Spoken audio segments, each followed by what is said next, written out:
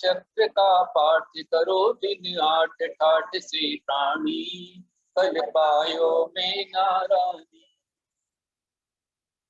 श्री सिद्ध चक्र का पाठ करो दिन आठ ठाठ से प्राणी, फल पायो में नारायणी। रानी ने फल प्राप्त किया। कैसे प्राप्त किया शुरुआत में कर रहा हूं। आप लोगों ने सुना है हमारा ये भारत देश, जो भरत क्षेत्र है, भारत देश है, जिसे भारत माता कहा जाता है, क्योंकि भारत सबको निभाता है, इसकी भारत माता है। इस भरत क्षेत्र में अंग देश में चंपापुर नाम का नगर था, और चंपापुर में एक राजा था जिनका नाम था अरिदमन। अरिदमन अर्थात वो राजा जिसके सामने अरि शांत हो जाते, अरिदमन था। उनकी प्रिय रानी का नाम था कुंद प्रभा। ध्यान रखना, कुंद प्रभा, अरिदमन। उन दोनों के यहाँ पर एक श्रेष्ठ मुहूर्त में, अच्छे मुहूर्त में, एक धर्मात्मा, पुण्यात्मा, भाग्यवान, सौभाग्यवान संतान का जन्म हुआ। जिस समय वह पुत्र गर्भ में आया, तो गर्भ में आते ही राजा अरिदमन के घर में निरंतर श्री वृद्धि होने लग गई, श्री बढ़ने लगी। इसलिए जन्म होने के पश्चात माता और पिता ने उसका नाम रखा श्रीपाल। क्या नाम रखा? श्रीपाल। बिल्कुल, मैं 15 मिनट आधा घंटा आपका लूंगा, लेकिन अभी नहीं, थोड़ा शॉर्ट में करूंगा। कल से अपन टाइम पर करेंगे। सिर्फ आधा घंटा भक्तांबर का पाठ होगा, 40 मिनट का 20 मिनट भक्तांबर का पाठ, आरती उसके बाद करना। इसको सुनना है, लाभ लेना लीजिए। तो राजा श्रीपाल, जिसके पिता का नाम था अरिदमन, अरिदमन ने पुत्र का नाम रखा श्रीपाल। ये नाम सार्थक होना चाहिए। आजकल के नाम में क्या है? किट्टू, पिट्टू, चिट्टू, बिट्टू। क्या अर्थ है इसका? नाम का अर्थ होना चाहिए। हाँ, अच्छा, श्रीपाल, बहुपाल, तो श्रीपाल, ये नाम अच्छे, सिद्धांत तो आदर्श बढ़िया, संकेत भी अच्छा है, विपुल भी अच्छा है, बढ़िया है, धीरज तो बहुत ही अच्छा है। नाम अच्छे होना चाहिए और नाम के अनुसार काम होना चाहिए। आप ऐसा नाम रखें कि नाम बदनाम ना हो, नाम को बिगाड़े नहीं, नाम सार्थक होना चाहिए। एक व्यक्ति जिस समय जा रहा था, तो अचानक पुलिस ने पकड़ लिया। पुलिस ने पकड़ा, बोले चलो थाने। बोले क्यों भाई, क्या बात है, मेरी क्या गलती हुई? बोले हमें नहीं पता, तुम्हारे साथ इतनी सारी भीड़ चल रही है, कुछ गड़बड़ किया है, इसलिए तुम्हारे साथ भीड़ चल रही है। तो उसने कहा श्रीमान जी थोड़ा सोच समझ के बोलिए, ये भीड़ नहीं है, मेरे बच्चे। बोले आपके बच्चे इतने सारे, आधे घर पे रख के आते? बोले मुझे क्या बुरा समझा है क्या, आधे घर पे रख के आया हूँ। सिपाही ने प्रणाम किया, दंडवत किया, बोले महानुभाव, आधे तुम घर पे रख के आए, तुम्हारे साथ में है, पूज्य श्री आपका नाम बताइए। उसने कहा मेरा नाम बालक ब्रह्मचारी। नाम क्या? बालक ब्रह्मचारी।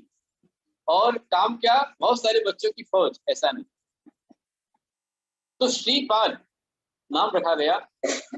उस बच्चे का भाग्य सुंदर था। यदि घर में बच्चों के गर्भ में आते के साथ में घर में वृद्धि हो, शांति वृद्धि हो, समृद्धि हो, धर्म की भावनाएं बढ़े, पुण्य की भावनाएं बढ़े, तो बच्चा बहुत अच्छा भाग्यवान है। कहते हैं पूत के लक्षण पालने में दिखते थे। पूत का लक्षण पालना ऐसा होता है, जैसे आचार्य शांत सागर जी की माँ को भावना बनी गर्भ में, जब भगवान आचार्य शांत सागर जी गर्भ में आए तो माँ की भावना बनी कि मैं 1000 कमल वाले, दल वाले कमल से भगवान की पूजा करूं। ये पुण्य आत्मा थी। हमारे समाज आचार्य महावीर कीर्ति गुरुदेव, उनकी माँ को दोहला हुआ था, भावना बनी थी कि मैं चंद्रशेखर जी की वंदना करूं। तो ये हमारे आचार्य भगवान कीर्तिवत शिरोमणि कहलाए। तो श्रीपाल जन्म हुआ। जन्म से देखा गया कि लड़का बहुत भाग्यवान है, उसका ललाट उन्नत था। यदि ललाट उन्नत हो तो बच्चा बहुत भाग्यवान होता है। उसके नेत्र नील कमल के समान थे और उसके कान पुरिम ताल थे। पुरिम ताल मतलब जिसके कान जितने लंबे होते हैं, यदि कान यहाँ तक आ जावे, आप हमारी प्रतिमाओं को देखना, जो जिन भगवान की मूर्ति होती है उससे प्राचीन प्रतिमाएं जो होती हैं पुरीम ताल होती है। पुरीम ताल का मतलब क्या होता है कि जो कान यहाँ से कंध तक टच कर जावे, यहाँ तक आ जाए कान, वो पुरीम ताल कहलाती है। और ऐसी मूर्ति जो विराजमान करते हैं वो कभी दुखी नहीं होते, हमेशा सुखी, संपन्न, धनवान, आनंदमय होते। हमारे जितने बाबा जी लोग हैं यहाँ पर, शांति गुप्त जी हैं, धर्म गुप्त जी हैं, धन्यश्री माता जी, तीर्थश्री माता जी हैं, इनके सबके कान लंबे लंबे। तो लंबे कान बहुत अच्छे होते हैं, उन्नत लाट अच्छा होता है, यदि भाग्य उन्नत है, जिसका उन्नत लाट होता है उसका भाग्य बहुत अच्छा होता है। जिसका ललाट छोटा होता है, सकरा होता है, उसका भाग्य ज्यादा नहीं होता। अपना भाग्य मत देखो, आप तो भाग्यवान है ही है। और यदि माथे पर 3 रेखाएं बनती हैं त्रिवली, तो जिसके माथे पर 3 रेखाएं बनती, निश्चित रूप में वो राजा बनता है। माथे पर 3 रेखाएं होती हैं, कान पर 3 रेखाएं, नाक गले पर 3 रेखाएं होती हैं, और नाभि के नीचे पेट पर 3 रेखाएं, त्रिबली बनती है। ये त्रिबली बनती है तो आचार्य बनता है, धर्माचार्य बनता है, राजा बनता है। डॉक्टर के पास जाना, देखा हुआ मरना, ऐसा नहीं चलेगा। हाँ, करे दर्शन कराइए आप, स्पॉट पे ले लीजिए उनको, एलोरा भगवान पर दर्शन करा रहे हैं। तो मैं आपको बता रहा था कि राजा श्रीपाद, उनके नैन, नक्श, हाथ, पैर, अंग पंख बहुत सुंदर थे। उनकी नाक सुंदर थी, नाक बिल्कुल नॉर्मल सॉफ्ट थी, अच्छी थी। यदि ये नाक के नथुने फूले होते, बहुत ज्यादा बड़े होते हैं, एक्स्ट्रा बड़े होते हैं, तो व्यक्ति के नथुने फूलों, तो नाक फुला रहा है मतलब गुस्सा कर रहा है, इसको बहुत गुस्सा आएगा। नाक यदि नॉर्मल है तो गुस्सा नहीं आएगा, नाक खुली हुई है गुस्सा आएगा। आंखें यदि सुंदर है कमल के समान तो बहुत अच्छी होती है। ये जो भौं होती है हमारी, इस भौं में डिस्टेंस यदि है, ये डिस्टेंस है, तो व्यक्ति बहुत धर्मात्मा होगा, धर्म का अनुरागी होगा।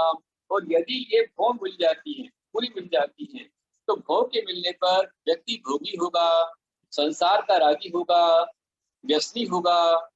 इसलिए देखिए, आप जैसे ये ललाट है, इसमें डिस्टेंस रहना चाहिए, गैप रहना चाहिए, इससे गैप है।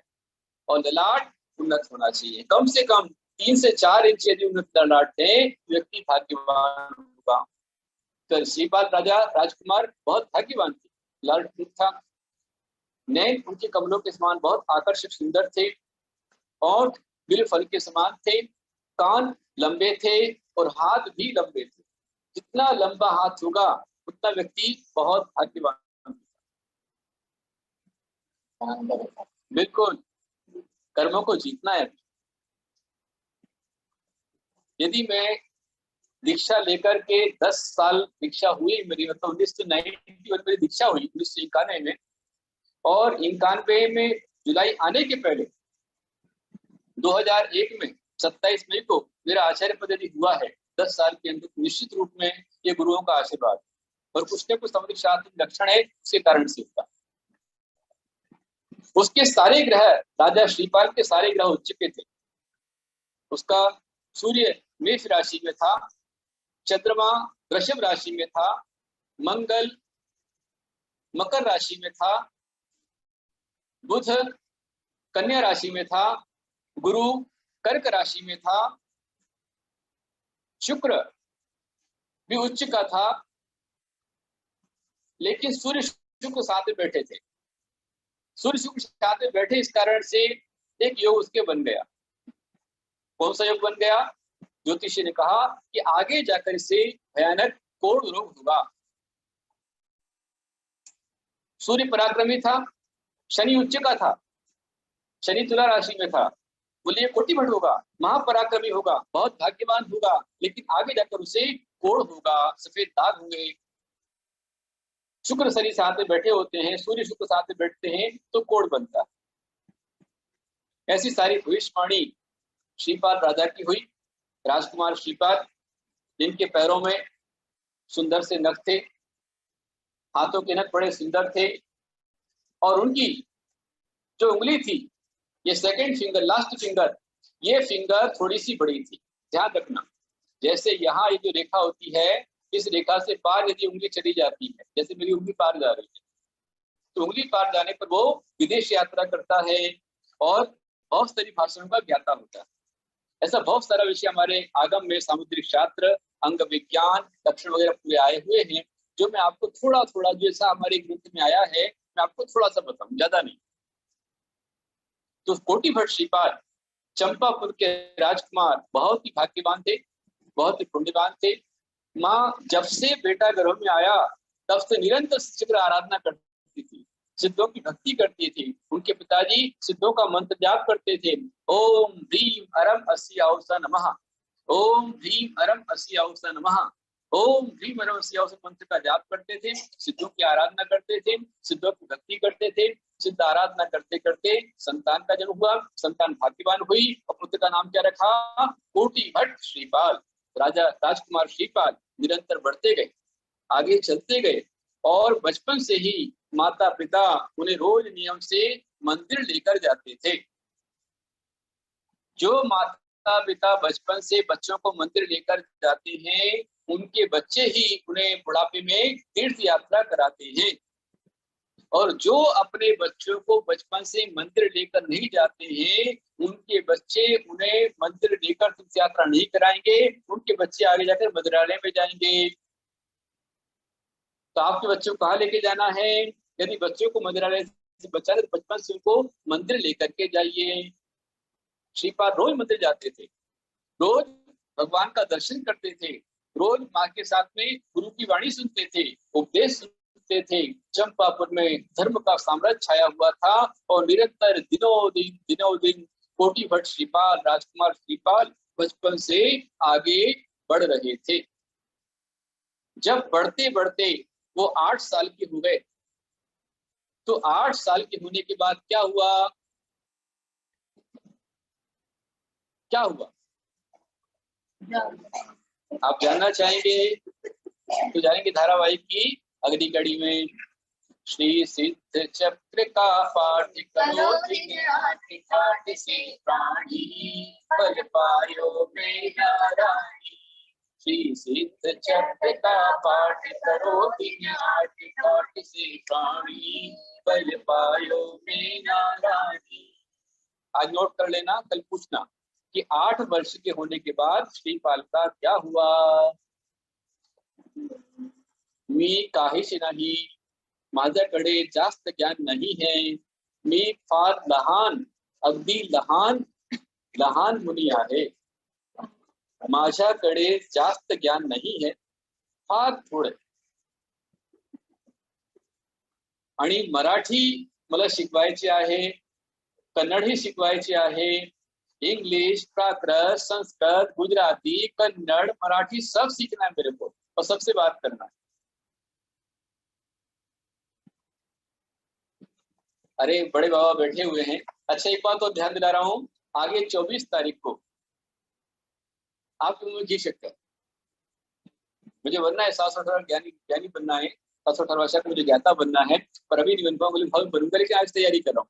आगे 24 तारीख शनिवार को 24 जुलाई को गुरु पूर्णिमा आएगी और गुरु पूर्णिमा को, पूर्णिमा के दिन चिंतन भगवान पार्श्वनाथ वाले बाबा, उनका महामस्तकाभिषेक 24 जुलाई को प्रातः 8:30 से 9:30 के बीच में रहेगा और उसका प्रसारण पारस चैनल पर किया जाएगा, जूम पर भी रहेगा, पारस पर भी रहेगा। तो आप सभी उस होने वाले महामस्तकाभिषेक में, बाबा के अभिषेक में, जिस चतुर्मास की शुरुआत है, तो चतुर्मास की पहली शुरुआत गुरु पूर्णिमा, उस दिन भगवान का अभिषेक अपन थर्ड पार्ट से करेंगे, किसी धर्म की आईडी पर होगा, पारस चैनल पर पूरा उसका लाइव जाएगा। जिसको भी अपनी ओर से उस कलश में प्रणाम देना हो, आपको मुख्य केंद्र बनना हो, उसका प्रसारण करना हो, उसका पुण्यार्जक बनना हो, पारस चैनल के प्रसारण के पुण्यार्जक, जिससे आपका फोटो, आपका नाम पारस चैनल पर जाएगा, बहुत बड़ी राशि रखती है। My knowledge really great, you are think very great, your prayer very best, आपकी भावना, आपकी सोच बहुत अच्छी है। और रविवार को मतलब शनिवार को बाबा का अभिषेक अपन देखेंगे और रविवार को भगवान की मूर्ति की स्थापना रहेगी। का पाठ चल रहा है, ध्यान रखें। कल से हम सिर्फ 7:30 मतलब 7:30 से लेकर के पहले भक्तांबर का पाठ करेंगे और भक्तांबर पाठ के पश्चात आरती, आरती के बाद में कथा, उस कथा का अपन लाभ लेंगे। साथ में आपको रहस्य ज्ञान आपको मिलेगा कि हमें क्या करना है, कैसे बनना है, किस तरह से आगे बढ़ना है, अपन जानेंगे। आज इतना ही। बोलो श्री महामंडल विधान की जय, बोलो श्रीपाल महामंडल की जय।